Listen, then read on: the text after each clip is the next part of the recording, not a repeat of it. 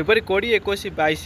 3 दिन पाणीपाग पूर्वानुमान ओडिशा परिप्रेक्षी। हाँ आज्ञा मुझे के सामंत आप देखते वेदर के यूट्यूब चैनल आपन को आम चैनल को स्वागत। यदि कहवा ताले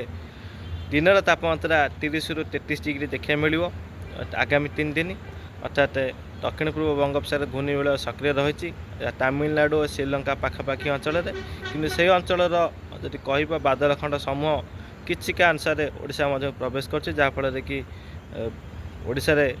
हालुका धरण बादल खंड देखा मिलूँ जहाँफल खरा प्रकोप टी कम रही कि 30 रु 33 डिग्री रही संभावना रही आगामी 3 दिन मध्य रातिर तापमात्रा कहवा जो 7 डिग्री देखा मिलता है 10 डिग्री देखा मिले जो 12 डिग्री देखा मिले 15 डिग्री देखा मिले जो 15 डिग्री देखा मिलता है 20 डिग्री देखा मिले अर्थात सेमती विशेष जो कहवा ताले शीत देखा न मिल पारे हालुका शीत रगामी 3 दिन किंतु 23 रु 25 मध्य बंगोपसागर एक गुरुचाबल सृष्टि होवार संभावना रही। ये गुरुचाबलर वायु पूर्वा वायु छत्तीसगढ़ आंध्र प्रदेश तेलंगाना मध्य प्रदेश पर्यंत सक्रिय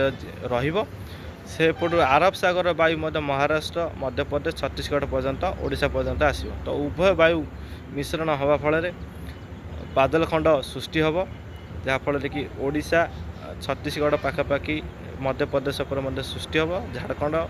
पश्चिम बंग प्रभाव कर संभावना रही वर्षा आशंका देखा दे पारे 23 रु 25 मध्य ओडिशा रे मध्यम प्रबल वर्षा गोटे स्थान में कुआपथर वर्षा संभावना रही। ये लंग रेंज फोरकास्ट पूर्वानुमान बापा मात्रा परिवर्तन घटीपे देखा जदि भी किसी परिवर्तन घटे निश्चित अपडेट देवी देखु चैनल को सब्सक्राइब कर लाइक करेंगे। रही नमस्कार।